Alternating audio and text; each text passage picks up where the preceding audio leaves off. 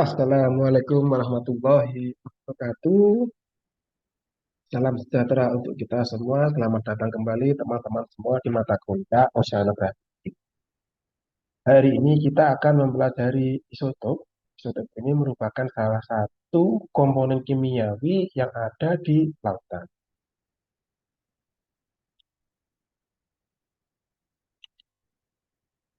Lalu ketika ditanya sebenarnya isotop ini apa sih?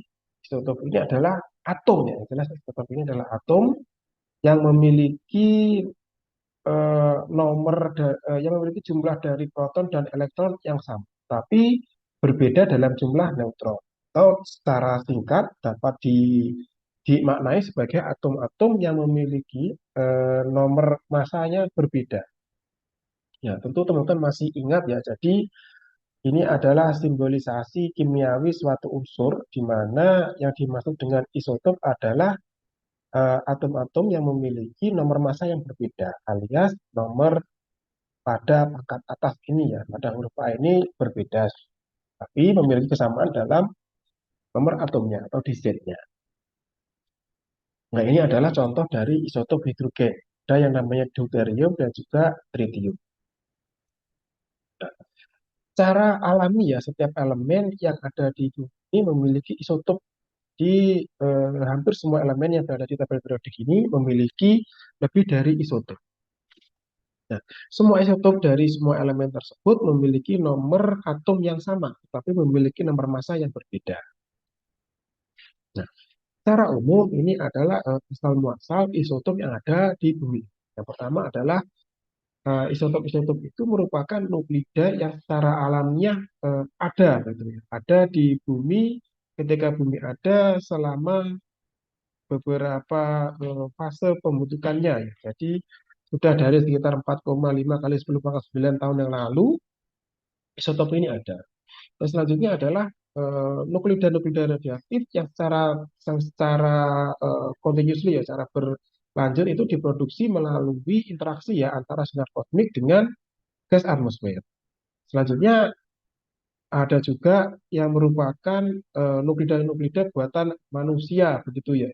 Ya, eh, nuklida-nuklida yang digunakan atau yang dibuat oleh manusia namun masih tersisa di alam. Itu juga berkontribusi terhadap source dari isotop yang ada di bumi. Secara umum terdapat dua kategori utama dari isotop. Yang pertama adalah stabil dan juga yang tidak stabil. Unstable isotop adalah isotop yang secara berlanjut gitu, secara berlanjut dan secara spontan luruh terhadap isotop yang memiliki nomor atom yang lebih rendah. Sedangkan yang dimaksud dengan stable isotop adalah isotop yang eh, tidak secara naturali luruh, tapi ya ada di material alami ya, dengan proporsi yang berbeda. Secara umum juga bahwasanya terdapat 300 lebih isotop stabil, eh, 2000 lebih ya isotopnya itu adalah radioaktif dan hanya 21 elemen yang yang hanya diketahui ia hanya memiliki satu isotop. Jadi pada prinsipnya hampir semua elemen itu memiliki isotop.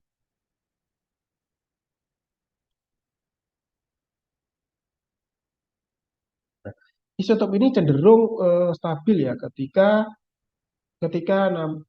jumlah dari neutron dan jumlah dari protonnya ini adalah relatif sama begitu. Jadi ketika rasio N dan Z ini tidak kurang dari 1,5, tidak lebih dari 1,5, maka isotop itu cenderung untuk stabil begitu.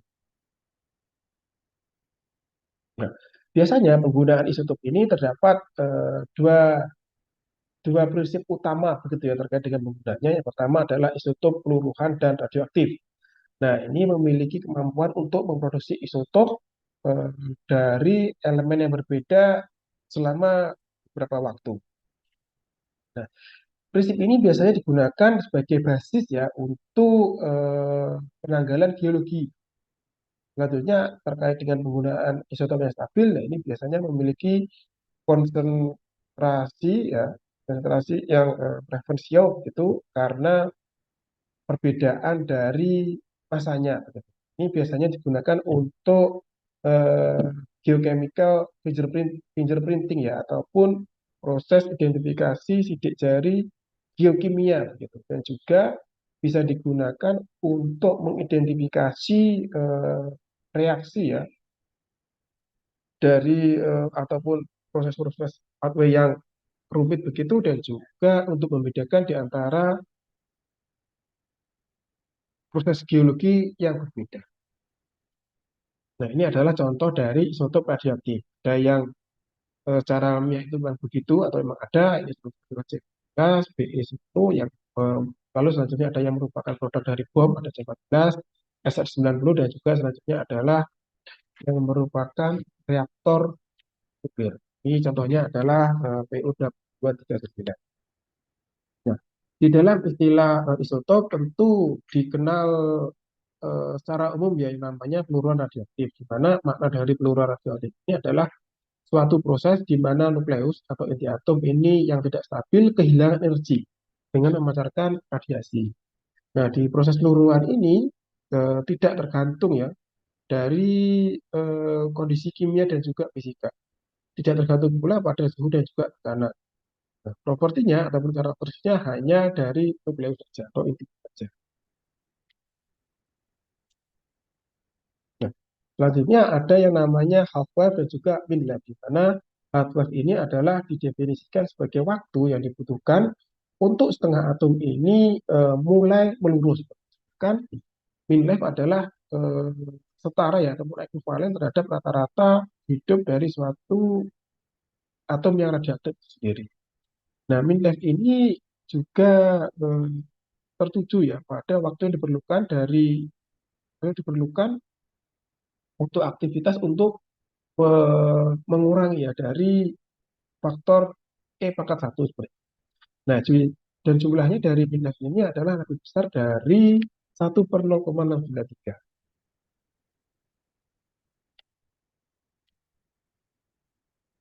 Selanjutnya adalah fraksionasi. Jadi ini juga dikenal ya di dunia isotop bahwasanya fraksionasi ini adalah partisi ya dari isotop partisi dari isotop antara substansi dengan komposisi isotop yang berbeda.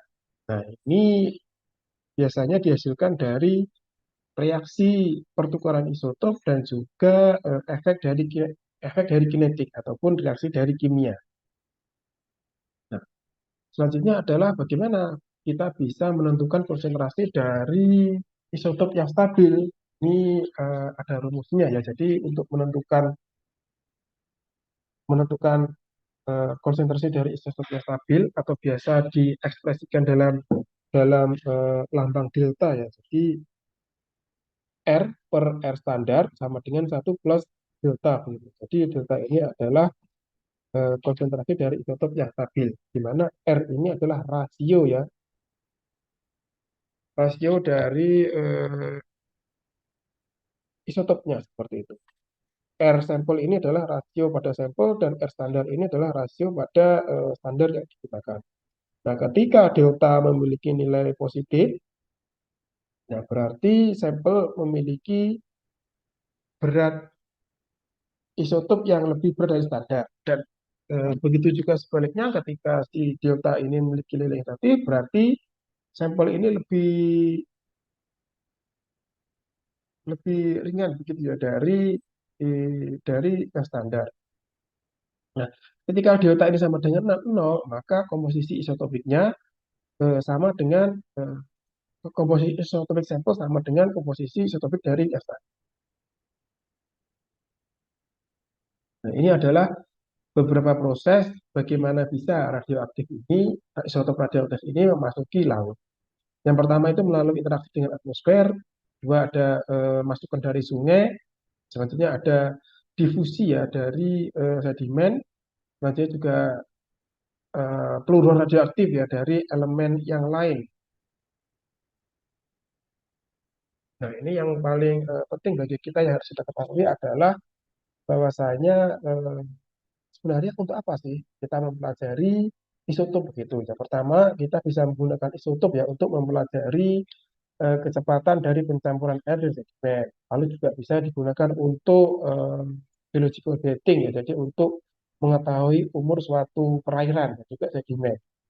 Selanjutnya juga bisa digunakan untuk mengetahui proses-proses kecepatan scavenging dan juga production. Nah, ini erat kaitannya ya dengan misal kita ingin mempelajari reaksi-reaksi yang terjadi pada fotosintesis.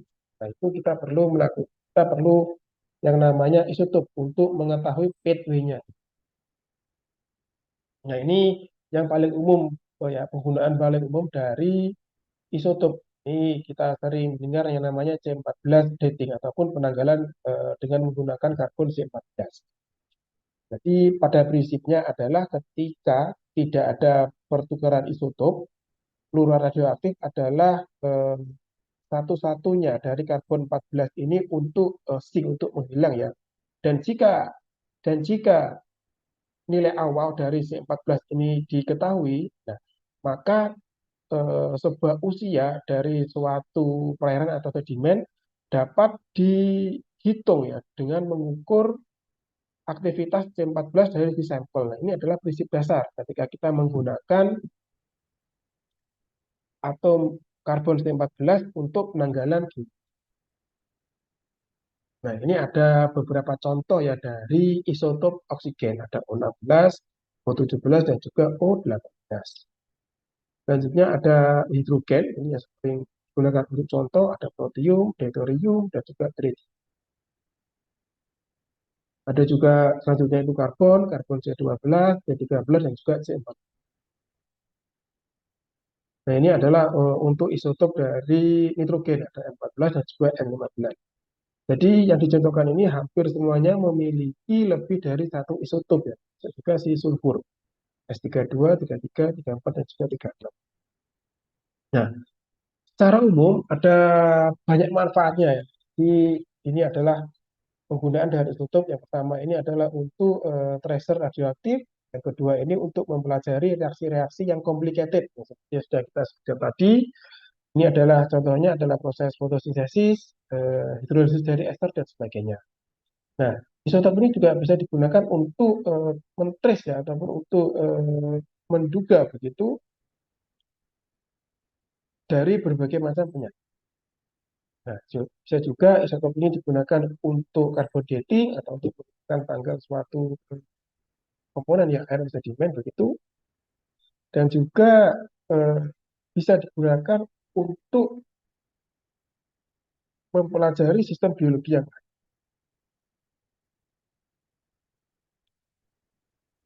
Baik, kita telah berada di akhir dari perkuliahan hari ini. Apabila kami ada salah kata, kami mohon maaf yang sebesar-besarnya. Bila taufiq wal hidayah. Wassalamualaikum warahmatullahi wabarakatuh. Selamat pagi.